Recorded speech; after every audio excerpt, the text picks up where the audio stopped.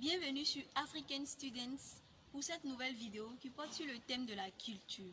Comme on le dit, un homme sans culture est comme un arbre sans fruits. Raison pour laquelle nous avons décidé de faire cette vidéo afin de sensibiliser les étudiants d'Afrique noire à s'approprier leur culture et la valoriser à l'étranger. Donc, restez avec nous jusqu'à la fin.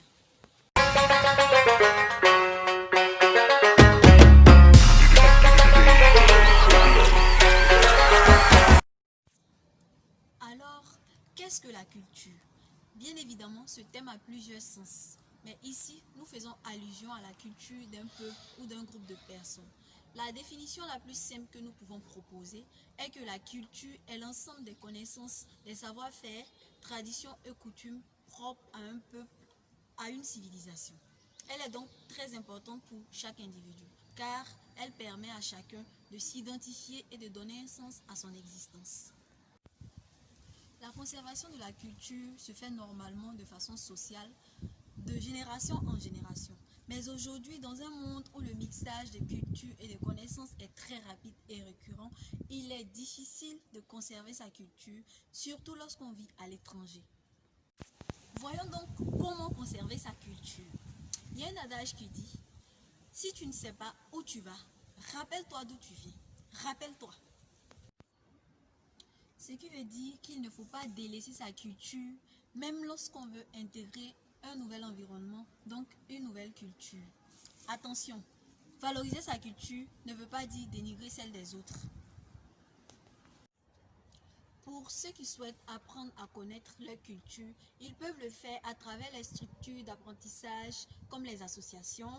Aussi, il faut retenir que notre continent entier regorge de coutumes et de traditions qui nous donnent une éducation que chacun doit chercher à s'approprier.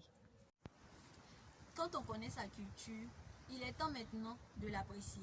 Cela passe par le fait de passer du temps avec sa communauté, participer à des activités culturelles ou renouer avec la cuisine de chez nous. Comme par exemple faire de la tiéké de temps à autre, du boboti, du saka-saka ou encore du bankou, mon Dieu. Il y a aussi le fait de parler sa langue maternelle. Même si nous n'avons pas eu l'occasion de la connaître dès le bas âge, il n'est pas encore trop tard de l'apprendre afin de la transmettre plus tard à nos enfants. Moi, par exemple, je parle ma langue maternelle qui est le Kamara. Ansma, Yebeoula, Yebeiri. La troisième étape consiste à valoriser sa culture. Pour cela, il faut être fier de ce que l'on est, ne jamais le minimiser. L'Afrique, c'est quand même le berceau de l'humanité. C'est un continent très grand et riche culturellement. Nous avons par exemple des vêtements en pagne, en basin, très riches en couleurs, qui communiquent des émotions et des messages. Aussi, je reviens sur le cas de la gastronomie. En Afrique, nous avons une agriculture bio. Le dernier point porte sur le fait de pouvoir mixer entre la culture d'origine et la culture d'adoption. En fait, certaines personnes se retrouvent à cheval entre deux cultures, du fait qu'elles ont trop duré à l'étranger. Dans un tel cas, vaut mieux trouver un compromis pour pratiquer les deux cultures plutôt que d'abandonner totalement sa culture d'origine.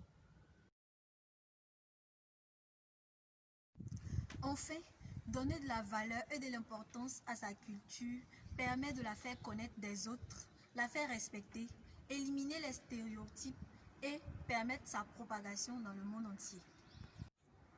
Franchement, nous devons apprendre aussi à démystifier nos coutumes. Car quand il s'agit par exemple de super-héros dans les dessins animés, on trouve cela incroyable et extraordinaire. Mais lorsqu'il est question de parler de masques africains, nous avons tendance à l'associer à de la sorcellerie. Tout cela doit changer.